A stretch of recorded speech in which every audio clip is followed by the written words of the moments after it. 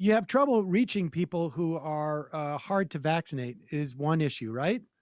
But the point is that there should be people who it's not hard to access and they can get vaccinated, right? I mean, if they're partying in the Ozarks, they could get vaccinated. If they have the ability to go out and party, you could get vaccinated. They could have a program where they offer vaccinations at the party place. Here Fun. is Louisiana Dr. Catherine O'Neill. She's on with on CNN, I believe this is, with John Berman. Here she is, basically laying it out in terms of the vaccination.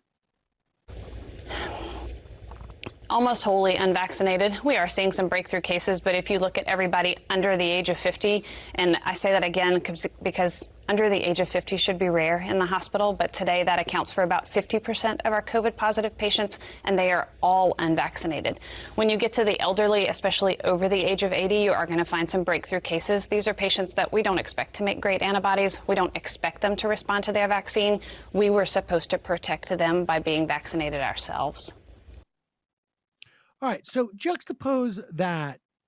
Here she is, this crazy ass liberal with a political agenda, this doctor on CNN. Here's Tucker Carlson, who, as you know, is not anti-vaccine. He's not anti-vaccine, but he's going to tell you why the government is pushing the vaccine. More determined to single out Americans on the basis of their health status and denounce them. And that should tell you something. We have long ago left the realm of public health. This is about politics and it's about social control. The Biden administration has decided it owns your body, and the media agree with that. If the rest of us allow that grotesque claim to go unchallenged, we are in deep trouble going forward for generations, long after COVID recedes, and it will at some point. American citizens should never be forced to take medicine they don't want, period. Government should never require people to submit to any medical procedure, whether that procedure is sterilization or frontal lobotomies or COVID vaccinations. Most Americans still believe that. That is a foundational belief in this country. Every poll shows it. The majority in both parties believe that. So who is defending the people who believe? See, this is what I'm talking about right here. Okay. I mean, this guy is out there saying he's not anti-vax, but he is claiming that the push for vaccinations is about social control. I mean, that is being anti-vax. The idea of vaccination is for public health. We have plenty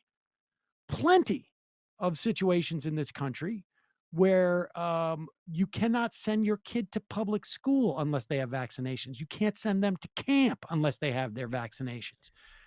Why isn't he railing about that too? Why isn't he talking about the social control that is involved in that? And that is social control. Why isn't he talking about the social control that is what his conservative buddies are trying to do with abortion, where essentially not allowing women to have control over their own bodies? I thought that was just a decision that was supposed to be between you and your doctor.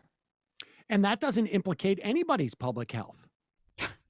I mean, vaccinations, the bottom line is there is a fundamental project to and I think, listen, I think what Tucker Carlson wants is vaccine mandates because it just is part of his narrative.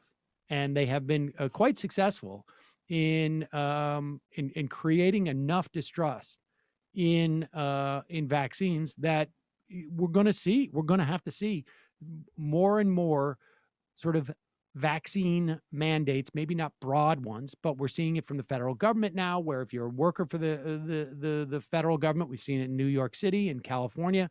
If you work for the government, you're going to have to get a vaccine or you're going to be subjected to testing.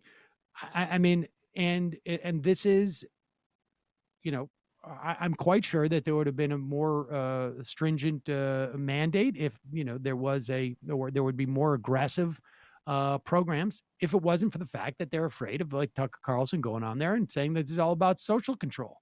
The NFL's program's more stringent. If you're not vaccinated, you're tested every day.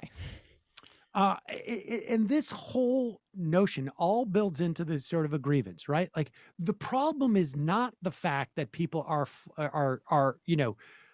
pretending like this COVID isn't real. The problem is not the fact that people have bought into this concept. In that same political story, there was apparently a chef at one of the popular hangouts. A guy died of COVID, and they were all like, "Well, he must have had some underlying condition that killed him." And it's all this aggrievement. We see it all the time. Christine Todd Whitman said to me on Up with Hayes 12 years ago or 10 years ago, maybe if liberals weren't pushing climate change so much, conservatives could accept it. Like, I mean, give me a freaking break. Well, I mean, let's also just talk about his projection about social control. Part of his project is to undermine faith in a collective system of public health. He wants to control his audience so that they are constantly skeptical, constantly activated in fear of vaccines when it comes to their own grassroots politics, etc. I mean, that's also how you get moms involved. We're seeing that with critical race theory as a part of that project as well. Undermining that system allows him to push a whole source of other narratives, sort of other narratives, I guess, which, this is his own social control project. Yep.